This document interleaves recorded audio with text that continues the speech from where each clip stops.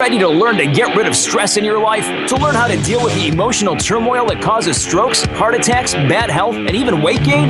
Life-changing habits for work, family, and everyone you deal with start here with Andrew Wittman. It's time to get warrior tough.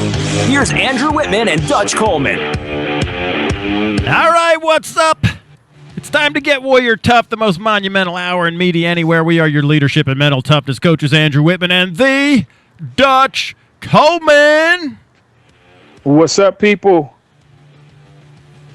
Hey, Dutch, are you done eating all that candy? Yes, sir. Dutch had like 5 pounds of M&Ms and gummy bears before the show started, so he's all cranked up. Hey, if you want to join the conversation, call us at 855-856-1380, 855-856-1380. On Twitter, use the hashtag #GetWarriorTough. You can find Dutch at The Dutch Coleman. I'm at Warrior Tough PhD. Go to the website, GetWarriorTough.com. Buckle up. We got a power-packed hour, Dutch, coming up.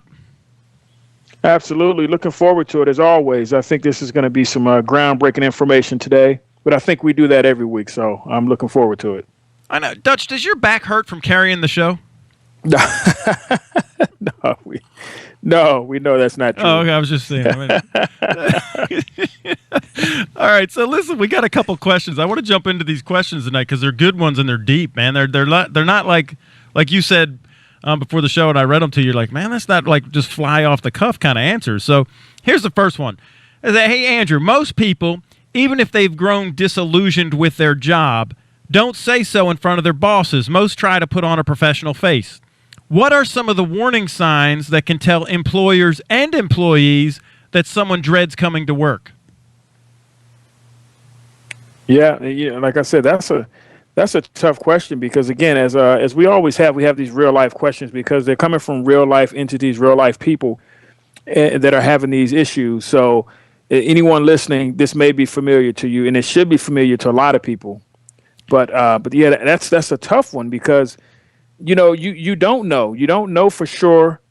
Even if you assume, you could be wrong. So you better be pretty darn sure. And that leads to the question: what are some signs that someone is there?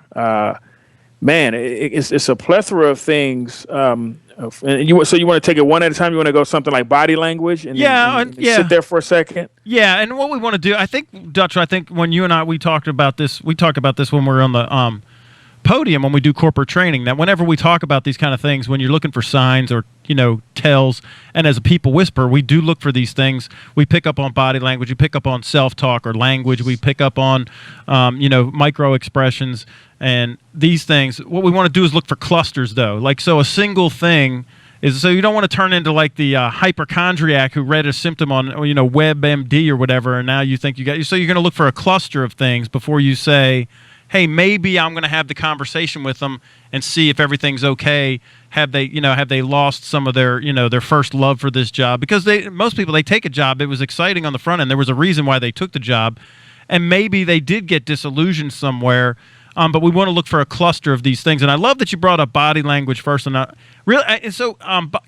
body language is like 55% of the message. When you and I teach this people whisperer stuff, 55% of the message is visual. So it's body language, facial expressions, it's the clothes you wear, how you wear them, it's how you walk, how you carry yourself. Only 38% of the message is tone, which is not what you say, it's how you say it, and 7% of every message is the actual content, the words that we use, the language. So you look at, I look at 55%, that's such a huge piece, and people really don't know how to. They think about the words, but they never think about their body language. So it's almost giving themselves away. So I look at that, and I look at micro expressions of. And here's the big one, Dutch, is contempt, right? So there was a guy, and if anybody's, I'll tell you, Malcolm Gladwell turned me on to this guy. His name's John Gottman. He's out of the University of Washington. He started out as a mathematics guy at MIT and turned to psychology. But he has this thing, they call it the love lab out there. So for years and years and years, what he'd do is he'd bring couples in, and he would video the couples. He would give them, after a survey, find out what a point of tension was for them. He'd put them in this room, and then he would spark the conversation to this point of tension, and then he would video them how they would deal with this, I don't want to say an argument, but how this contentious issue is in their relationship, just for 5 minutes. And then after the 5 minutes, they would go back and code the video, and they would watch, tone of voice, the body language, the micro expressions. And then he could predict if somebody was going to be divorced or not within 3 to 6 years with a pretty high level of accuracy. Now, he put out the numbers 83% some number of years ago. Then it got up to 91%. But I did read some studies that he wasn't adding in any false positives and stuff. So it could be those numbers are kind of off a little bit. But it was interesting that contempt was the number one way that he would predict if somebody was not going to stay together in a relationship. Well, I can tell you, I mean, I don't, those numbers are even taking the numbers into account, whether you put a lot of weight on or a little bit of weight, man, that doesn't take away from the level of interest in something like that. That is amazing. I mean, that is amazingly interesting. the discussion alone is, it makes you say, wow, because as you were talking about it, I'm visualizing, what could and may happen in a conversation or in that scenario with a spouse. And I can almost see it playing out in the visual where these red lights or these red flags are coming up. And we always talk real life stuff on here. And that is a very, very interesting discussion there, a study.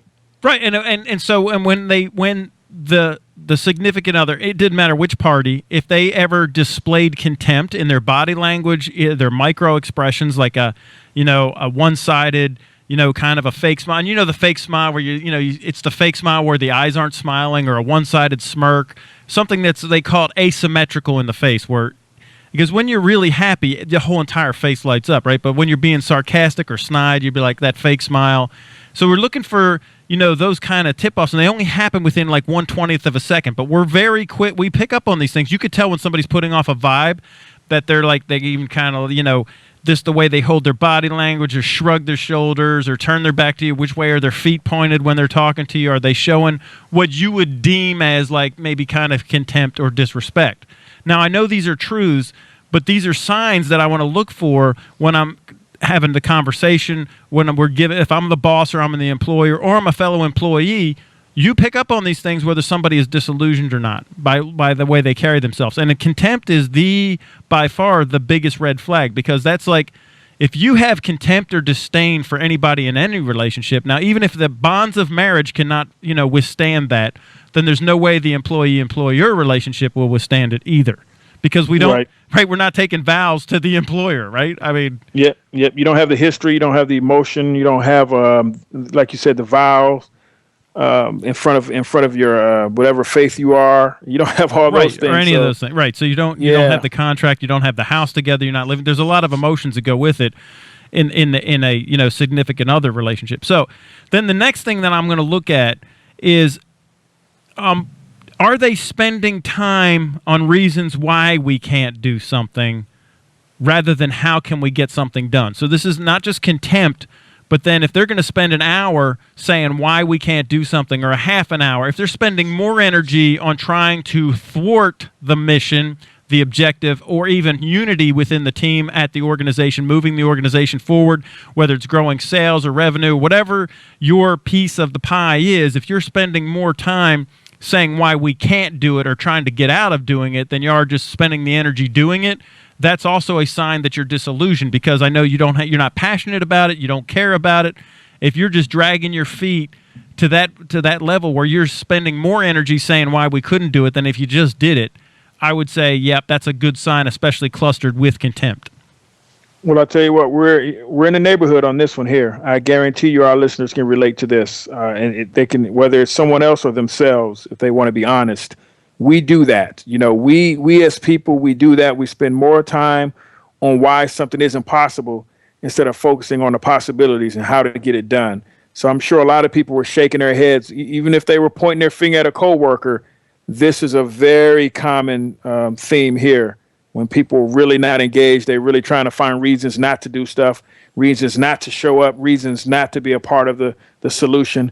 This is a big one. Yeah, and it's just the old, my teenage sons be like, Dad, I can't get the lawnmower started. I'm like, dude, I can't get the lawnmower started, man. I invented that when I was your age, man. So, let's go figure out how to start the lawnmower, right? So, and then the next thing is the language. I want to cluster those things with the language. What is the language and the self-talk that people are? If you're saying, or you hear people saying words like I can't, I have to. Well, that won't work. It's going to be another one of those days. That's impossible. That's par for the course around here. That's just the way it is. Close enough for government work. These are all things that are clustered with contempt and body language and micro expressions, clustered with spending more energy on why we can't do something and get it done. And then you're saying stuff like even like TGIF or it's hump day. If you're saying things like that you're wishing away this day and you can't wait to get to the weekend, chances are you're pretty disillusioned. And this cracks me up because be like, oh, it's Monday, Blue Monday. Oh, it's hump day, Wednesday. Woo, we're getting there. Oh, it's Friday, TGIF. I can't wait to get out of here. Right? And then the whole cycle starts over again. I would say that's a big sign, if you're saying those things, that you're disillusioned with the job. Because I cannot wait to go to work on Monday. And you and I have talked about this before. We almost hate the weekends because no one's open for business and we can't talk to people, in a business capacity. Absolutely. You can't move anything. You can't solve any problems on the weekends, man. It's like everyone is off. So 8 o'clock in the morning on Monday, that's when doors are open for business. That's when it's time to solve some more problems. And people were shut down for the whole weekend, not thinking about the problems. And I'm thinking about the problems during the weekend. I'm thinking about the problems I could possibly solve. Yeah, how can I solve these problems? And Monday at 8 o'clock ain't even the time. You almost have to wait till Tuesday, because if you catch somebody on a Monday before even lunch, they're just still trying to get it together. And this is another one of those clusters, okay? If it takes you, I got to get my morning coffee before I can answer the phone. Or, I got to, and you're just dragging through the stuff and you're clicking on emails. Next thing you know, you find yourself on Facebook, Pinterest, Twitter, LinkedIn, and it takes you like 3 or 4 things before you come back to doing something, and then you get distracted easily, and these distractions, and you don't stay focused on the task at hand, and you don't get it done. Right, I'd say you're disillusioned. And if you're a clock watcher, like I've got to be here from 8 to 5, and so you're just going to stretch it out. Now, literally, Dutch, I would go to work and get stuff done. I'd be done in 2 hours. It'd take people like 2 weeks to do, because they're like, well, we're going to be here, so we have to, you don't want to, you got to pace yourself. If you're saying stuff like that, chances are you're disillusioned.